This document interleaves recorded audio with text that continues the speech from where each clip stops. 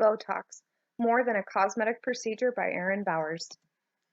Did you know that approximately 12% of the American population and 1 billion people worldwide suffer from debilitating chronic tension type and migraine headaches in their day-to-day life?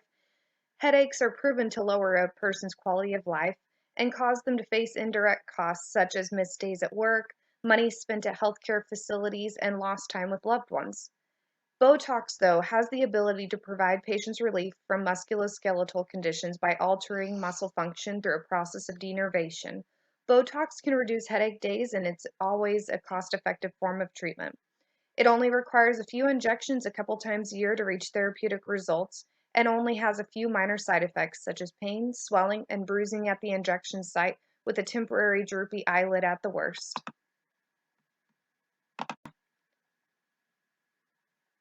So in adult patients between the ages of 18 and 85, does the use of botulinum toxin type A treatment work better than traditional medications at treating chronic tension type headaches and migraines by improving a patient's quality of life through measurable outcomes assessed in a direct patient care implementation method over a 3-month period?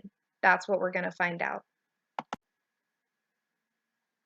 I currently work as a float nurse and have previous experience with an apprenticeship in a medical spa with a renowned physician.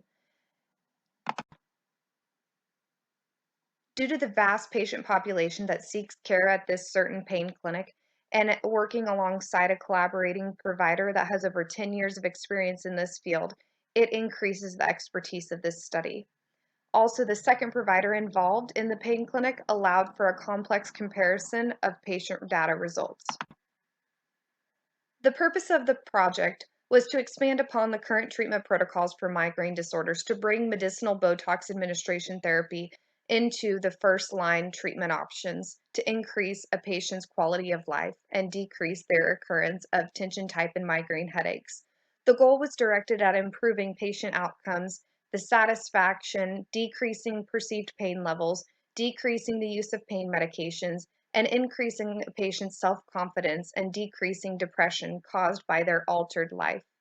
The aim was to increase patient and staff education, increase patient and provider satisfaction, and make this treatment option more commonly accepted by all worldwide. The study was first aimed to be performed as a direct patient care implementation model performed over a 3-month period of time. Literature review was performed prior to the implementation, and data was collected via a patient survey before and after the procedure. The goal was to initially have 75% of the surveys returned, although we'll talk later as to why this changed. Phenomenon background. Botox is a recognized treatment modality for tension type headaches and migraines. The process involves minor discomfort with a pattern of injections just along the skin surface into superficial cranial muscles and nerves. It works through a process of denervation to relieve debilitating tension type headache and migraine pain. It takes place in a clinical setting and it doesn't require extensive recovery time. Botox also doesn't require daily compliance with medication administration, which makes it even more tolerable and desired. It's growing in popularity as a treatment option for a variety of other musculoskeletal and neurological impairments. And believe it or not, it was first discovered to treat migraine conditions in the 1990s accidentally by a plastic surgeon. The significance of the study is that the implementation of Botox for the treatment of tension type headaches and migraine headaches challenges advanced care providers as they play an active position in educating patients about the multitude of benefits that Botox can offer. It also provides an opportunity to administer a service that is noted to help patients receive long-term relief from their debilitating conditions instead of a temporary solution. Empiric noting was implemented in this study by focusing on facts and computable explanations. It tested the hypothesis by injecting botulinum toxin type A in specific locations around the head and neck and cranial muscles to add long-term relief of tension type headaches and chronic conditions. And it also was implemented through random selection of patients. Ethical knowing was included in the scholarly project by focusing on what is right and what is wrong. It minimized ethical dilemmas by implementing this status of do no harm. There are many encounters of high-cost medications, phantom billings, and insurance policies and companies that refuse to cover certain medications, but Botox itself offers a more cost and time-effective solution to solving chronic migraines in a multitude of patient situations, once again focusing on what is right and not what is wrong. Emancipatory knowing was included in the study by looking at things on a larger scale, that is, of ethical focusing of socioeconomic, racial, and large-scale injustices. No participants were turned away from this study. Only individuals with a past history of adverse reactions were excluded for patient safety reasons. Personal knowing was respected in this study by addressing biases and values with expectations. It's imperative for studies to have strong, meaningful human relationships and for providers to adapt empathy for their patients and in order to build strong patient relationships. Aesthetic knowing was acknowledged by accumulation of knowledge discovered through the study that was then brought to fruition through verbal, body language, survey results, and written communication assessed throughout the scholarly project. As stated previously, Botox was first noted to be beneficial in 1990. It's effective when administered biannually or in a quarterly fashion. It helps foster clinical data collection and added direction to the future of Botox research to improve upon current practices. Advanced practice nursing is very integral to the healthcare facilities. It's influential to the policies, procedures, and treatment advancements to include advanced nursing practice. We can help provide high quality care and encourage the future nurse practitioners to provide Botox treatment. As nurses, we are patient advocates, and aesthetic nursing itself is an emerging field. Nurses excel in a multitude of patient settings, which is why putting nursing at the forefront of this new study is influential. Project support and acknowledgement goes to Dr. Potter, the pain clinic located in the Midwest United States, and Dr. Moyer. The pain clinic in the Midwest United States was part of a teaching hospital cooperative, which added more elements to this study and ample experience for opportunity to learn. It's important to note that Botox has many benefits to practice. Botox can be utilized to treat chronic tension type and migraine headaches, and providing access to a service that is scarce in the Midwest United States has the ability to open up opportunities for the future, which would then increase acceptance, opening the door for future studies to be built upon to give patients more benefits in other modalities. Chapter 2. Throughout this scholarly project, many aspects were utilized throughout the search history, such as cumulative index to nursing and allied health, English language, peer-reviewed, full-text articles, narrowing down the research to 2016 through 2022, and keywords such as Botox, pain, migraines, pain relief, migraine relief, and migraine prevention. All of these were utilized in the research history. The literature review noted that pain relief can be administered through Botox toxin type A injections, which help decrease the activation of the trigeminal nucleus. Botox is proven to reduce chronic tension type and migraine headache days and bring about relief from pain characteristics, frequency, and severity. Pain relief can also be noted anywhere from 2 weeks post-Botox injections to 12 weeks post-Botox injection.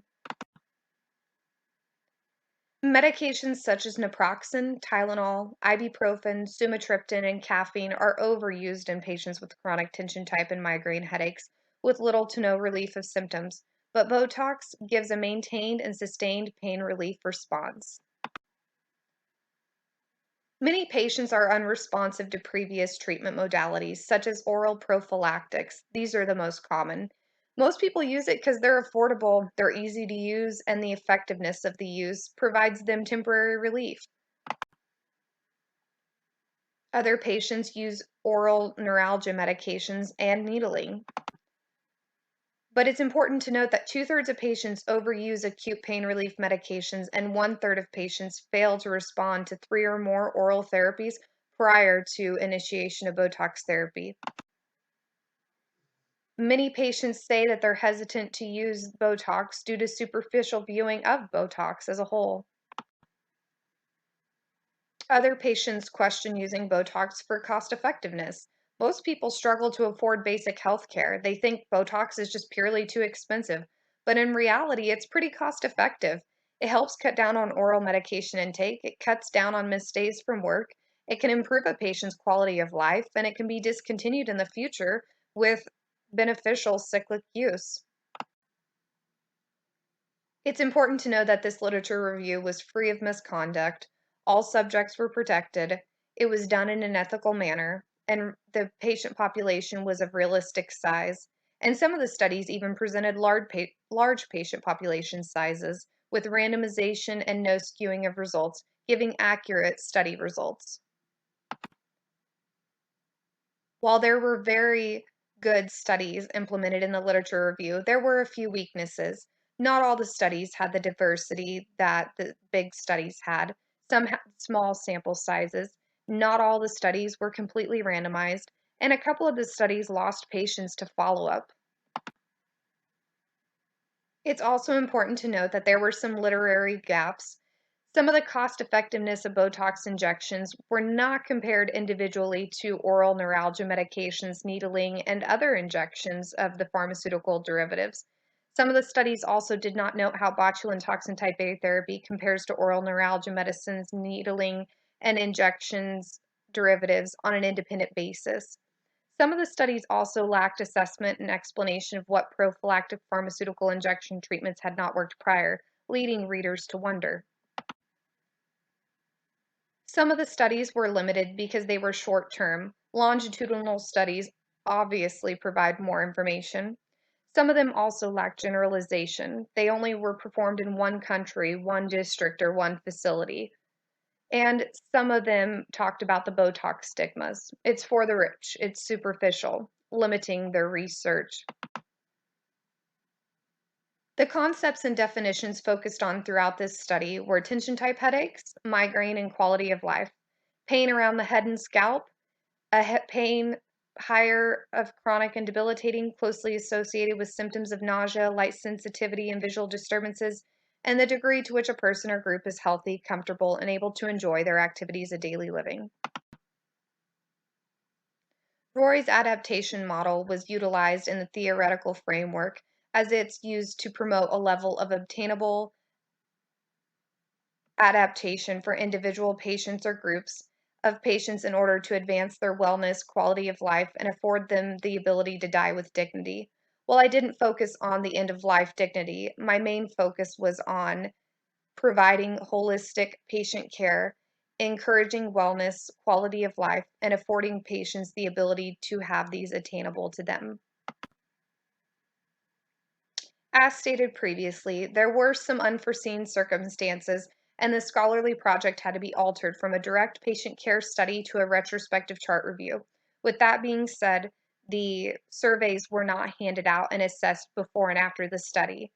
The purpose of the study was to assess the validity of an alternative therapy such as Botox administration and decreasing the number of chronic tension type headaches and migraines that patients experience, their perceived pain level, and pain medication consumption before and after treatment.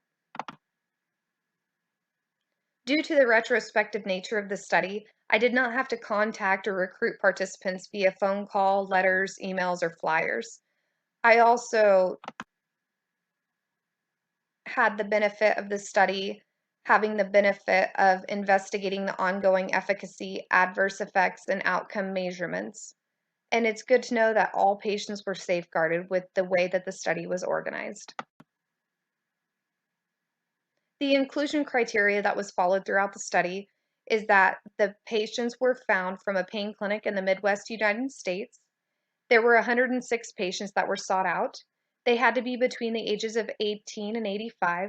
They were required to suffer from chronic tension type and/or migraine headaches unrelieved by traditional treatment methods, such as oral medications or routine intramuscular medication administration.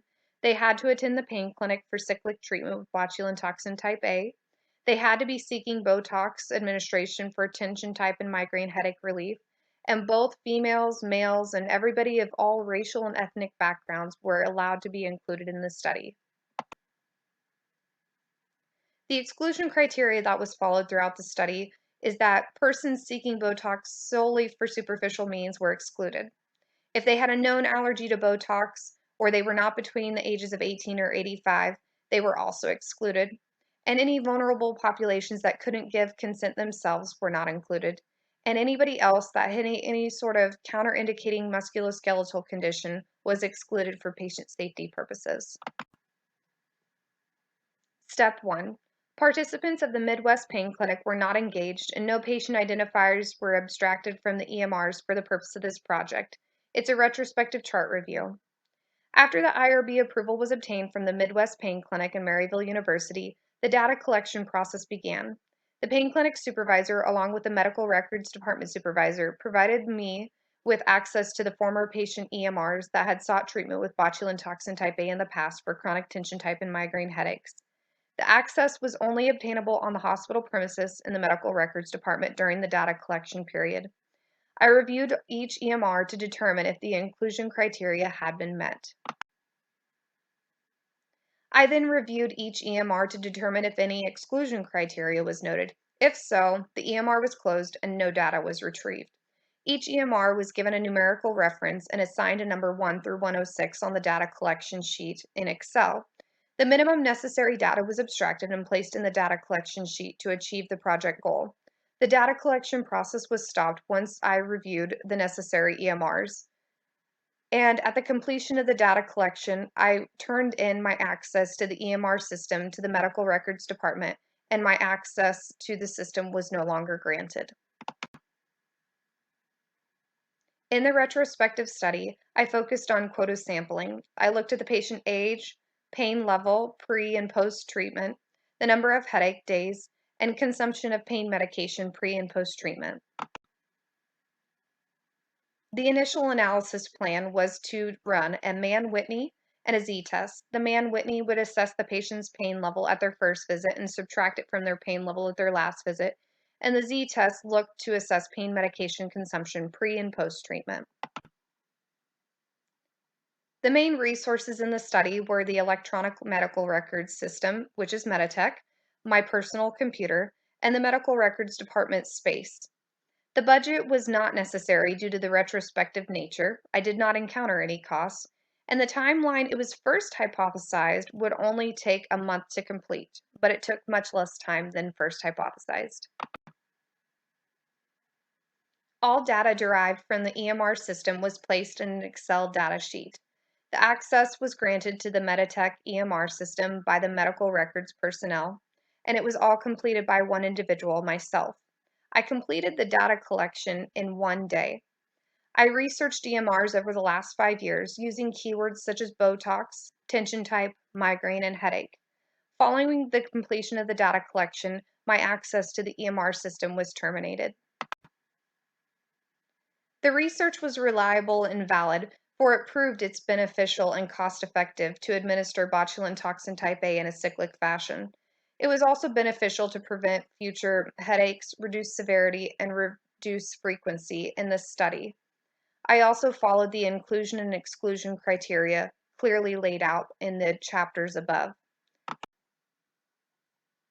Lastly, the numerical pain rating scale, which is very valid, reliable, and easy to comprehend, was utilized by the providers at the pain clinic, adding to the validity and reliability of the study results.